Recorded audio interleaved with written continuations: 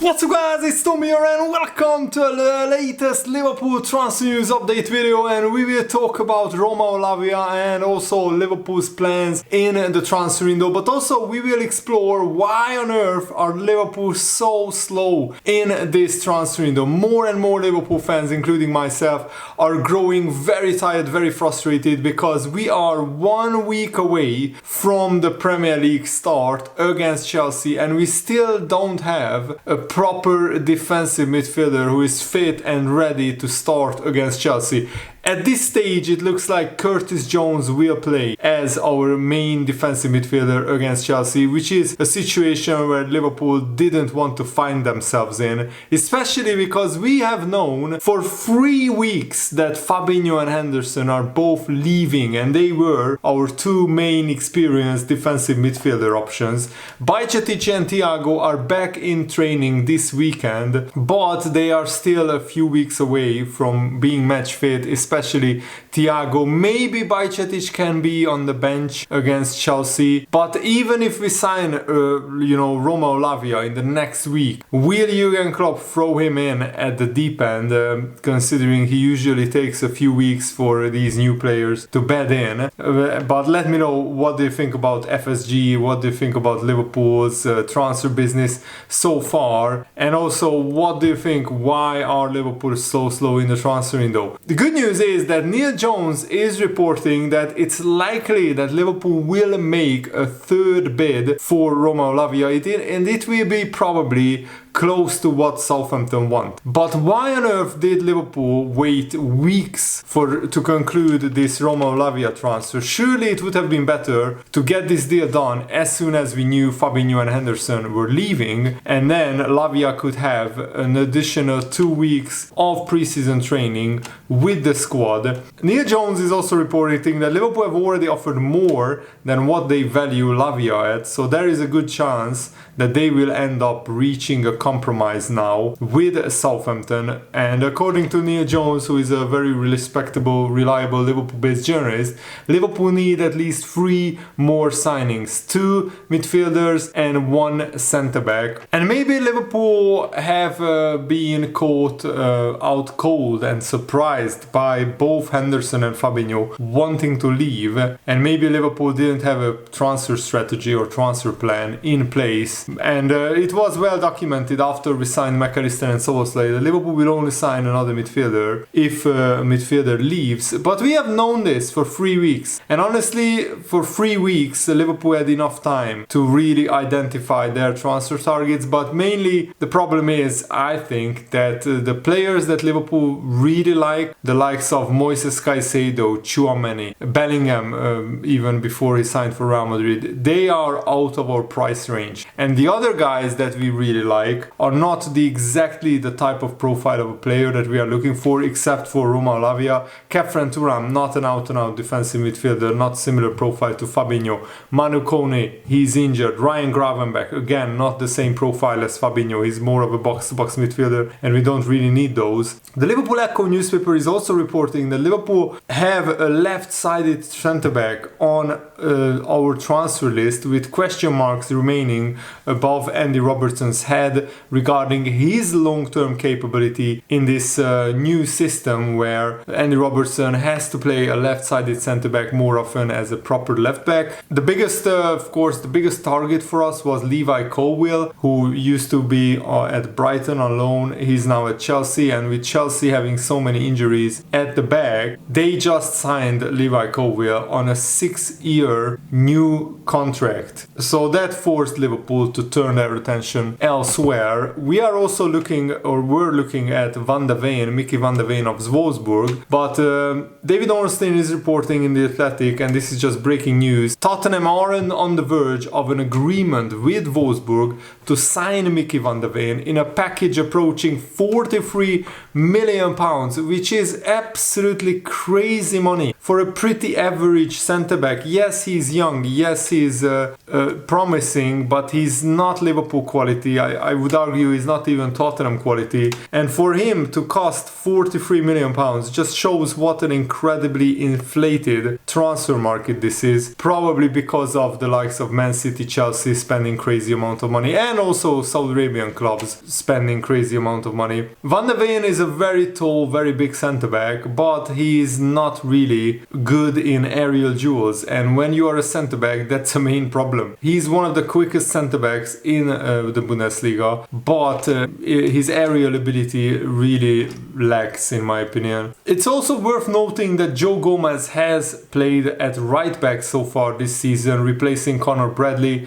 and Trent Alexander-Arnold at halftime. So maybe Joe Gomez will play at right back more regularly this next season, and maybe we will see Trent Alexander-Arnold be pushed into the defensive midfield role. And that's certainly an option. Liverpool could start with a back four of Gomez, Konate, Van Dijk and Robertson, and we could play with Trent Alexander-Arnold in the defensive midfield role and maybe Szoboszlai and McAllister ahead of them. And that would certainly offer more defensive solidity, in my opinion, against Chelsea, and that's what I would go for. I would revert back to the regular 4-3-3 formation. And it's an outlandish idea, but maybe Joe Gomez could play as the left-sided centre-back as well, even though he wouldn't be first choice because he's right-footed. He can certainly play there as well. And that would leave Matip as the alternative to Virgil van Dijk, and I think Matip as a right-sided centre-back is just not good enough because he's too slow to play that role. Konate sometimes was exposed, and he's very, very fast, very muscular. But the problems that Liverpool have had to deal with this new system perfectly illustrates that certain players are having to line up in positions that they are not really comfortable in, and also maybe during the season after our transfer business is finished, maybe they won't have to fill in these roles. Sasha Tavolieri, a Belgian journalist who has been regularly updating us on the Romeo Lavia transfer situation, he said that the Romeo Lavia situation is still not clear as of now. He got the confirmation that Lavia will be included in tonight's game where Southampton kick off their season against Sheffield Wednesday in the Championship, and Romeo Lavia are set to start in the first 11. It means there is no imminent transfer for today. So it's a wait and see approach from Southampton, and if Lavia gets injured in that game, then Liverpool will really rue not agreeing a transfer fee with Southampton earlier. And at least Lavia has a good attitude. He's a professional, and he's not going to do big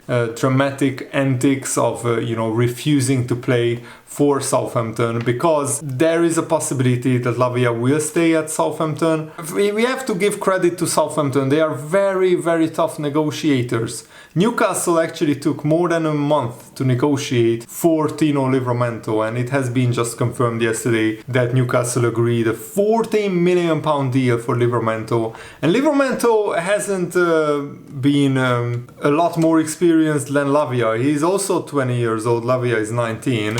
And Livramento basically had one full season with Southampton, and he had a very injury-prone season last season where he only played like 2 games in the Premier League, and he was injured for pretty much the whole season otherwise. So for Newcastle to pay £40 million for a 20-year-old player who basically also has one full season in the Premier League is crazy to me, because Livramento had a very, very big long-term injury. So if Liverpool were signing Livramento, I think Liverpool fans would absolutely lose it. And many Liverpool fans have grown very angry and frustrated at the lack of urgency in the transfer market. Sam Maguire, who I follow on Twitter, is a brilliant follower, very, very good Liverpool fan. He said, "I'm choosing to believe Liverpool have something up their sleeve. They can't seriously think Romeo Lavia is consistent enough to anchor a team looking to finish in the top 4 this season. I know Liverpool have been negligent in the past, but going into the season with 3 centre-backs options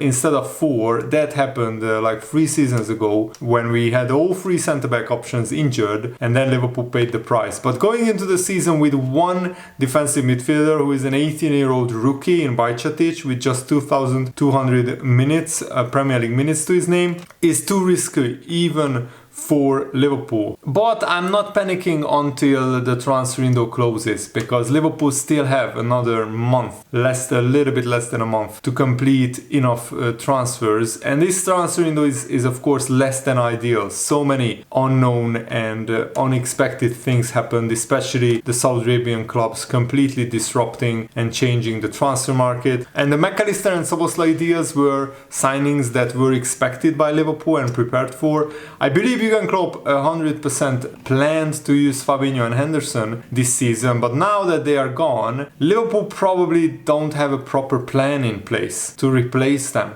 And I fully understand all the fans getting very angry and very frustrated. Both sales of Henderson and Fabinho made sense and make sense, so I don't have a problem with Liverpool selling them. But with each passing game, each passing day, it's becoming more and more clear that Liverpool sanctioned these deals without a concrete contingency plan in place. The lack of urgency is beyond baffling. It's shocking, it's surprising, and that's not how usually Liverpool operate. If somebody told you at the end of last season that with a little bit more than a week from the start of the Premier League season, Liverpool wouldn't have one fit and available defensive midfielder, it's crazy. At the moment we have Bajcetic, who is a specialist in that role. He's not fit yet, he starts training tomorrow. Thiago can play there, but he hasn't played for months, so he will not be available for the Chelsea game. Curtis Jones is not a number 6, he's not a defensive-minded player. If he starts against Chelsea, I expect Liverpool to concede a lot of goals. And my problem is Liverpool got the £40 million offer for Fabinho 3 weeks ago. So we had 3 weeks to work on defensive midfielder signings, and Lavia alone is not enough. Neil Jones is saying after we sign a midfielder, we will turn our attention to signing a centre-back. But why can't Liverpool, one of the richest clubs in the world, work on multiple transfers at the same time? This is absolutely baffling to me. Liverpool lost like 7 or 8 first-team players and we signed 2. So we are well short in terms of squad size, and it's truly embarrassing what Liverpool have come to. And we still have, of course, more than a week left until the Chelsea game. But even if we sign Omar Lavia between now and the Chelsea game, it's still not enough. And Liverpool need to keep working, need to keep being active in the transfer market. David Lynch is also reporting that even though Bajcetic and Thiago are going to be back in training, Liverpool are still working on the Omar Lavia transfer, and we made contact with Fluminense on the potential deal of Andre Trindade, the brilliant 22-year-old defensive midfielder. But no progress has been made because Fluminense clearly said that they don't want to sell Andre this summer. They only want to move him on in December or January when their season is finished. And also they referred Liverpool to the release clause, which is 40 million euros. And I mean, even if Lavia is going to be signed today or tomorrow, it's still very unlikely that he will play against Chelsea. So Jurgen Klopp has to work something out. Curtis Jones played the defensive midfield role against Bayern Munich, and he was culpable of a couple of goals being conceded because of him. And yes, Bajcetic is a great talent, but his best performances actually came as box-to-box midfielder and not as an out-and-out defensive midfielder. And being an 18-year-old kid playing a defensive midfield role for Liverpool, one of the highest lines in defense and also one of the most aggressive high pressing sides, it comes with a lot of responsibility and a lot of risk. And Bajcetic shouldn't be our first choice defensive midfielder going into the season, and hopefully Liverpool will get some transfer deals done very soon. Otherwise, we are in for a very tough season. And frankly, with no experienced defensive midfielder, Liverpool have absolutely no chance of finishing in the title race or finishing even in the top 4. I think would be very difficult, if not impossible. I mean, name me a team without an experienced defensive midfielder in the Premier League. Even the relegation candidates are not playing without a defensive midfielder. So give Jurgen Klopp what he needs, because going forward Liverpool are one of the best teams in the world, but in the defense and in the midfield we are still well short. So I'm hoping and praying that Liverpool will get some transfer deals done, because at the moment we are looking very short in the defensive areas. Thanks for watching, guys. Hope you enjoyed this. Have a nice day. See you later. Goodbye.